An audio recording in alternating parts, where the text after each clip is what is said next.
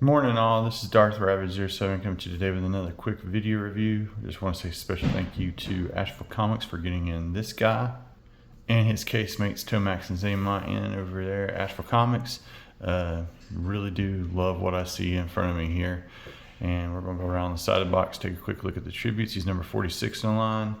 Tomax and Zaymont are 44 and 45 respectively. There was 2 Zaymonts, 2 Tomax, and 2 Stalkers. So a total of 6 in box. It's no code words on the side.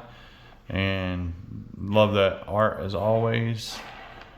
This right here is a lost art. I mean, this is what you can't deny the collectors what they want in their hearts deep down. With all that said and done, let's take a quick look here. For those looking in the retail stores, and always remember to support those local shops there. Asheville Comics is crushing it here of late. Always support local above everything else. And with that in mind, please, if you like this video, like, share, subscribe, help it continue to grow. And let's get this guy out of the box. That stare says, "Get me out of here." And so we're going to do so. Let's see what's in the box. But that's the beautiful thing about this kind of packaging with this. You can see what's in it for the most part until you get it out, and he's loaded down with the arsenal. He is a walking arsenal of an update for old Stalker there. And let me get all this out of the packaging. And now we're going to get right into Sgt Stalker's accessories, and he comes with a whole plethora of those. First up is this heavy machine gun, nicely detailed, and it has a place for this nicely painted clip here with ammo, and it goes in just like this, keyed in one way to where it goes feeding the bullets up into the machine gun there. So there's that. And his second machine gun rifle, and this thing is also keyed a certain way to fit this guy up in there. And if you look at the bottom, it's square there, triangle there,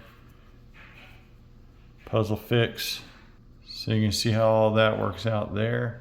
And I wish that the stuff for the way it's packed in the packaging would stop warping the weapons, or they'd use a weapon type or the plastic type that wouldn't warp. But anyway, there's that. And Stalker standard issue combat knife, looking really nice with the silver paint. Next is his sidearm with a clip. I don't think is removable, it's built into it, but you do have a porthole there at the end, so you can fit in this suppressor just like so. So there's that look, and this was a little bit warped and I had to bend it back into shape. His cap for the top of his noggin, looking really, really good. The detail on this scarf poncho looks really, really awesome. I just kind of wish it was soft goods versus a plastic. And the weapon storage for his clip and the submachine gun there. Moving on to the main event, Sgt Stalker himself. Let's go ahead and take a look at those details right here. And look at that stern looking face with the battle scar. I believe it's a scar. It's going back across through there. I could be wrong. It could be just hair style. But daggone, it is so. These are getting better and better, except for a little bit of stuff I can get ticking off on my spare time with this chin there.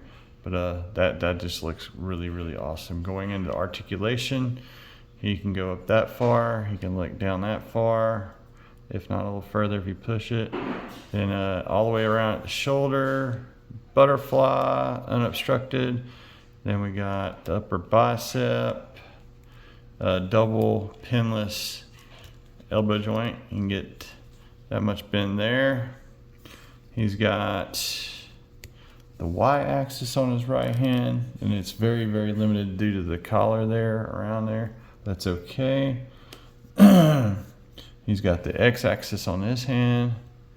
Going down, he's got, this is loose enough to where you can have movement with the Zab Crunch forward, Ab Crunch back for those laying down poses that he does, or flying through the air. He does got waist swivel all day, drop down joints to get the full van damage. Not that I would ever see him do full van damage or any of them, but it's awesome that they added it. Upper thigh swivel. You got pinless double knee, boom. Going down, you got the boot swivel. That much boot, this is awesome, it does that. Goes that far up, and ankle tiltage, always a plus. So let's get him stood back up here, and just want to appreciate how nice the camo work did come out on the rest of the figure. I want to say it looks and feels like it's the Cobra Trooper stuff, but I want to say there's more detail added to it with the being a Joe. I swear it has more detail there, and looking really, really awesome. So let's get Sgt Stalker all armed up. Firstly, combat knife here and in, silencer stock here. That's a little bit trickier than I thought it would be, but there it is, boom. Slides right in there, so that looks good. His sidearm goes in right here, boom. Nicely done. Submachine gun clip into the holster there. I'm gonna get that in there. Now that I got the clip in there, it's time to put the submachine gun in there. Boom, nicely snug, and put onto his back here. Lining up those holes and getting that put in there. Boom. So there's that. So we can get him holding this gun in hand.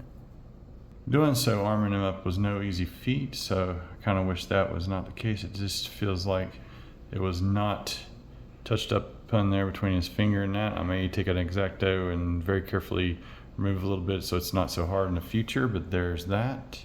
Let's apply this onto the top there. Just give me a second because it's a little stuck. And for the final piece, the cap. And let's take a look all the way around that. He's fully armed up and whatnot. I gotta say, I absolutely love the way Sgt Stalker looks right here. He just looks ready to go after the snakes wherever they may be hiding, in the holes they're hiding. There is no hole safe enough from Sgt Stalker. Just look at the detail that they put into the work here and the sculpt, and everything fits nicely into place where they designed it to go. And he holds his main firearm, even though it's slightly bent there. That's where I just kind of wish there was a happier solution, either a stronger plastic being made of stuff that's not as plexy or bendable as that. But I get what is going on here, and really do love the way this overall package looks. Let's get him into his final pose and some final thoughts on this most excellent addition to your Joe team. Some final thoughts on Sgt Stalker. He is a prime-time example of giving him all this stuff and being able to use it and keep him form and function. And the only thing I find the downfall was trying to get his weapons in his hands. His hands are really, really kind of tight or whatnot, and now that they've held something, I think they're going to be really loose. So you can see how that's not even really sitting good in his right hand. But Sgt Stalker is impressive all the same. I really do love the face sculpt and the work there. Face sculpt is a total win all the way around, guys. And I'm sorry about my puppies in the background getting a little bit rambunctious this morning. And I love the paint detail on the clip, and that the clip is keyed for those. And then just kind of wish that the soft plastics that the weapons are made out of wasn't so soft, so that they would actually fit better, along with the hands molded better. But other than that, it's still worth a pickup. Definitely going to fit nicely in with the Joes. Looking really, really, really awesome, even with the couple of shortcomings that I have for him. But that's about going to do it for Sgt Stalker. Thanks again for watching my channel. Make sure to like, share, subscribe, and thanks again to all those who have joined the journey. And if you're in a position to help, consider donating to my Patreon. Thanks again for watching.